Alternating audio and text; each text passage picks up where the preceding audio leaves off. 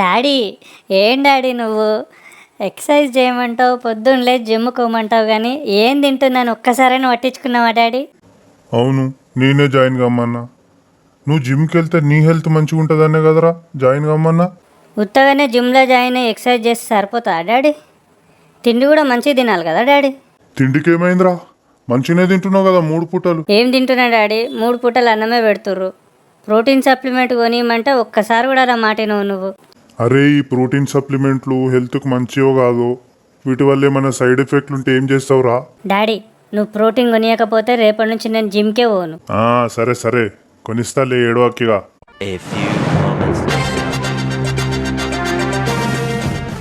తగలబెట్టండి sir Niranjan గారు. मैं उसके बहुत अगेंस्ट हूँ. वो है वो protein shakes and steroids and sir ఏంటి సార్ అది? Protein shakes and steroids and पता नहीं क्यों लेते हैं. అదంతా అప్పుడండి, ఇప్పుడు నేను మారిపోయానండి. आपके इस फिट रहने का राज क्या है? ले हॉर्लिक्स प्रोटीन प्लस, बनाओ प्रोटीन का रूटीन. पता नहीं क्यों लेते हैं. Even protein shakes are really bad. Like, can you elaborate? It takes 3 years to digest 1 scoop of protein shake, by the way. It stays in your body. ఒరేయ్, protein powder కావాలా? Daddy వద్దు daddy, protein నేను powder చెప్పేది కావాలా? Daddy. Protein daddy powder వద్దు కావాలా? Daddy. Hello नमస్తే సలాం అలైకుం సత్ శ్రీ అకాల్. Welcome to MJ YT official ఛానల్కి ఫస్ట్ టైం వస్తున్నారా? మంచి funny content and informative videos కోసం వెంటనే ఛానల్ని సబ్స్క్రైబ్ చేసుకోండి. మీకు ఈ వీడియోస్ నచ్చితే మీ ఫ్రెండ్స్తో ఫ్యామిలీ మెంబర్స్తో కూడా షేర్ చేసుకోండి. ఈరోజు మన టాపిక్ వచ్చేసి ప్రోటీన్ సప్లిమెంట్స్ సేఫా కాదా? మరెందుకు ఆలస్యం, వెంటనే వీడియో స్టార్ట్ చేసేద్దాం.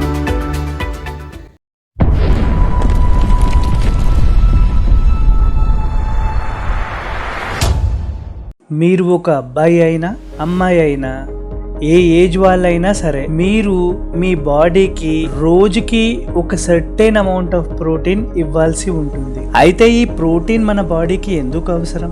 అసలు ఇది మన బాడీలోకి వెళ్తే ఏం జరుగుతుంది? వీటిని యూజ్ చేయటం వల్ల ఏమైనా లాభం ఉంటుందా? సైడ్ ఎఫెక్ట్స్ వస్తాయా అనే డౌట్స్ మీకు ఉండే ఉంటాయి కదా. ప్రోటీన్ అనేది మన బాడీలోని మజిల్స్ ని రిపేర్ చేయడానికి, స్ట్రాంగ్ గా బిల్డ్ చేయడానికి యూజ్ అవుతుంది. అయితే ఫస్ట్ మనం మన బాడీ ఈ ప్రోటీన్ యూజ్ చేసి ఎలా మజిల్ని బిల్డ్ చేస్తుందో తెలుసుకుందాం. మన బాడీలో ఏ ఆర్గాన్ని ఇంక్రీజ్ చేయాలన్నా మన బాడీ దగ్గర ఓన్లీ 2 ఆప్షన్లు ఉంటాయి. ఒకటి ఎక్కువ సెల్స్ని ప్రొడ్యూస్ చేయటం, దీన్ని హైపర్ప్లేసియా అంటారు. లేదంటే ఉన్న సెల్స్ని పెద్దగా చేయటం, దీన్ని హైపర్ట్రోఫీ అంటారు. అయితే మజిల్ బిల్డింగ్ విషయానికి వస్తే మన బాడీ కొత్త సెల్స్ ని ప్రొడ్యూస్ చేయదు, మజిల్ హైపోట్రోఫీని యూజ్ చేస్తుంది. మన మజిల్స్ ని మనం మైక్రోస్కోప్ లో చూస్తే మజిల్ ఫైబర్స్ అనేవి ఇలా లాంగ్ ట్యూబ్స్ లాగా మజిల్స్ లో కనిపించడం గమనించవచ్చు. ఈ ఫైబర్స్ ని మయోఫైబ్రిల్స్ అంటారు. ఇవి ప్రోటీన్ బేస్డ్ ఫైబర్స్. మరి మన బాడీ మజిల్స్ ని బిల్డ్ చేయాలంటే ఒక సింపుల్ రూల్ ఉంది.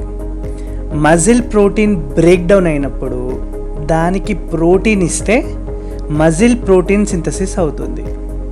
ఈజీగా అర్థం అవ్వాలంటే, మనం జిమ్లో వెయిట్స్ లిఫ్ట్ చేసినప్పుడు ఈ ప్రోటీన్ బేస్డ్ ఫైబర్స్ బ్రేక్ అవుతాయి. అందుకే ఫస్ట్ టైం మనం జిమ్ చేస్తున్నప్పుడు బాడీ పెయిన్స్ కూడా వస్తాయి, తినే ఫటిగ్ అని కూడా అంటారు.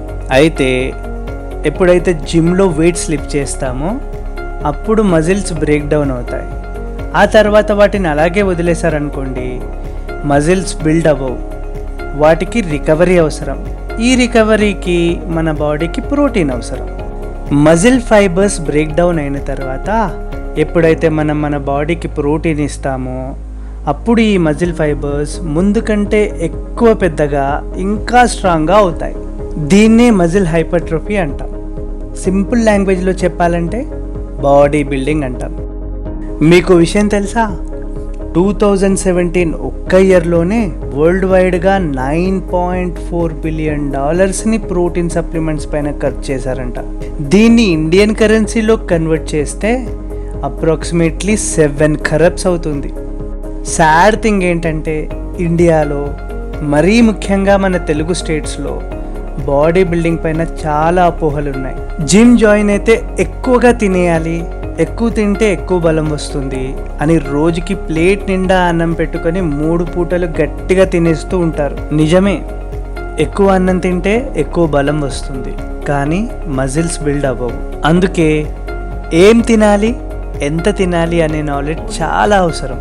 అన్నం, చపాతీ లేదంటే రొట్టె అంటే కార్బోహైడ్రేట్స్, వీటిలో ప్రోటీన్ కంటెంట్ ఉంటుంది కానీ చాలా తక్కువగా, పైగా అది కంప్లీట్ ప్రోటీన్ కూడా కాదు. పోనీ జిమ్లో జాయిన్ అయితే అయినా కరెక్ట్ ఇన్ఫర్మేషన్ తెలుస్తుంది అనుకుంటే అసలు చాలా జిమ్స్లో ప్రాపర్ ట్రైనర్సే ఉండరు. ఉన్నా మొత్తం రాంగ్ ఇన్ఫర్మేషనే ఇస్తూ ఉంటారు. ప్రోటీన్ సప్లిమెంట్స్ గురించి కూడా చాలా మిస్కాన్సెప్షన్స్ మన మధ్య ఉన్నాయి. ప్రోటీన్ సప్లిమెంట్స్ గురించి తెలుసుకునే ముందు మనం ఫస్ట్ సప్లిమెంట్ అనే వర్డ్కి మీనింగ్ తెలుసుకుందాం. సప్లిమెంట్ అంటే అడిషనల్గా తీసుకునేది. మనం ఎగ్జామ్ రాసేటప్పుడు కూడా మెయిన్ షీట్కి అడిషనల్గా సప్లిమెంట్ తీసుకుంటూ ఉంటాం కదా, అలాగే మనం తినే ఫుడ్ కాకుండా అడిషనల్గా మనం తీసుకునే ఫుడ్ బేస్డ్ ప్రోడక్ట్స్ని సప్లిమెంట్స్ అంటాం. అయితే మనం తినే ఫుడ్లో కూడా ప్రోటీన్ ఉంటుంది. ఏ ఫుడ్లో ఎంత ప్రోటీన్ ఉందో చెప్పే డీటెయిల్డ్ డెడికేటెడ్ వీడియో కూడా నేను చేస్తాను. అయితే వరల్డ్ వైడ్గా ఎక్కువగా అందరు యూజ్ చేసే ప్రోటీన్ సప్లిమెంట్ వే ప్రోటీన్. అసలు ఈ వే ప్రోటీన్ అంటే ఏంటి, ఎలా తయారు చేస్తారు, ఇదేమైనా కెమికలా, డ్రగ్గా? అవేవీ కాదు. వే అంటే మిల్క్ ప్రోడక్ట్.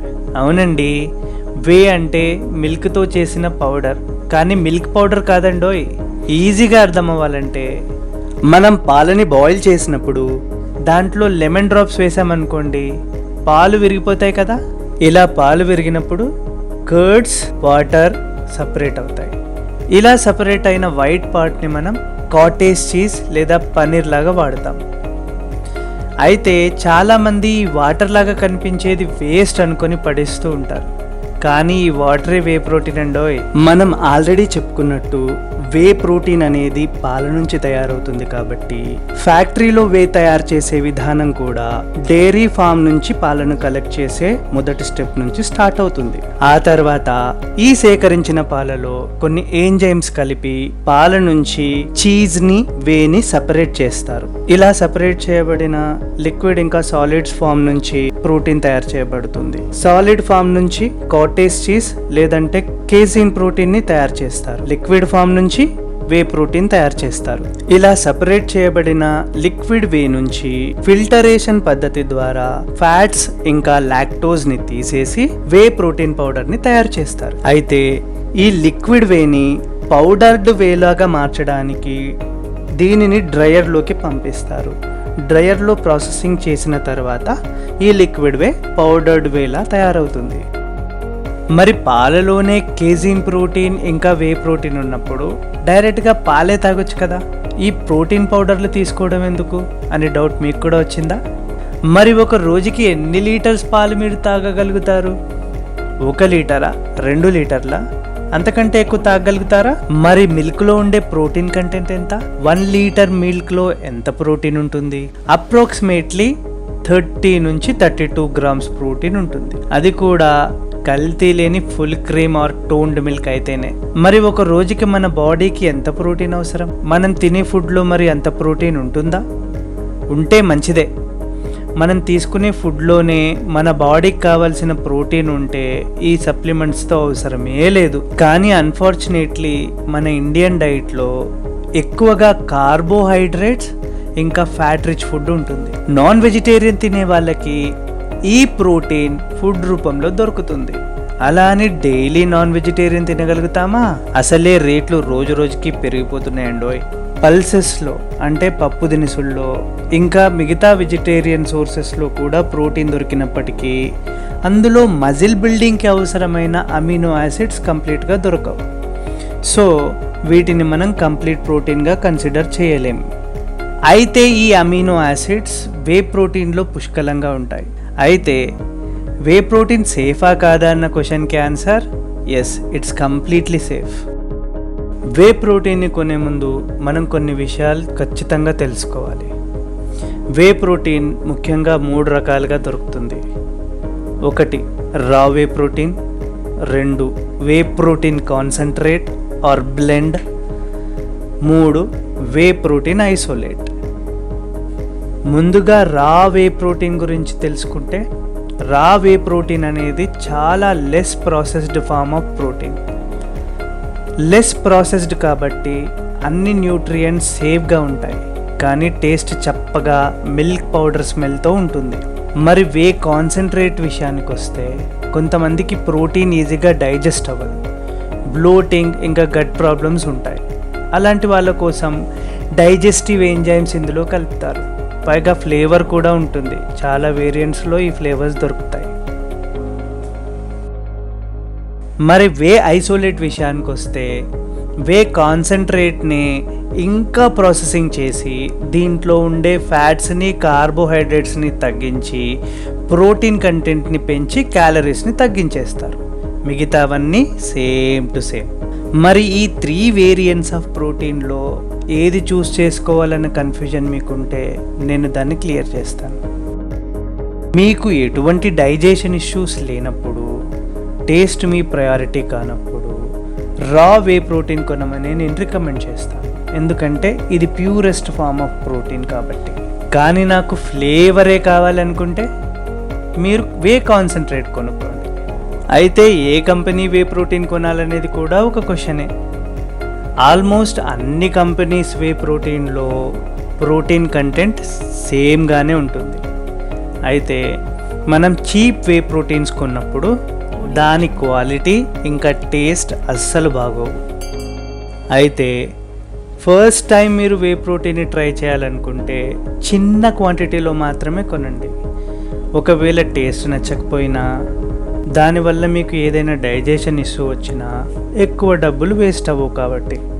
ఇప్పుడు అన్నింటికంటే ఇంపార్టెంట్ అయిన విషయం ఏంటంటే మన బాడీకి ఎంత ప్రోటీన్ అవసరం. जितने किलो के आप हैं, बॉडी को चाहिए उतने ग्राम प्रोटीन हर रोज. జనరల్గా 0.8 grams protein per each KG of your body weight అని చెప్తారు. కానీ ఈ క్యాలిక్యులేషన్ అంత యాక్యురేట్ కాదు. అన్నింటికంటే ముందు మన బాడీలో LBM అంటే లీన్ బాడీ మాస్ ఎంత ఉందో తెలుసుకోవాలి. దానికోసం ఒక సింపుల్ క్యాలిక్యులేషన్ చేయాలి.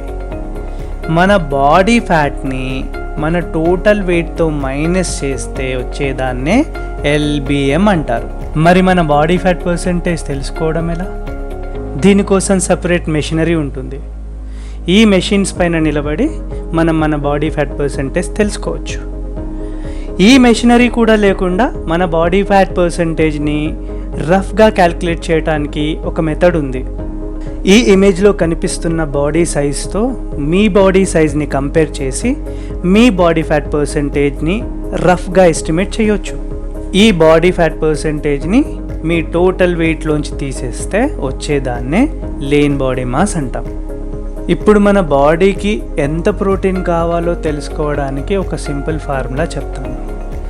మీ lean body mass into mu activity లెవెల్ని బట్టి ప్రోటీన్ పర్సంటేజ్ని చూస్ చేసుకోవాలి. మీరు ఒకవేళ జిమ్లో కొత్తగా జాయిన్ అయ్యారనుకోండి, మీకు 1.5 నుంచి 1.8 grams of protein into mu lean body mass అవసరమవుతుంది.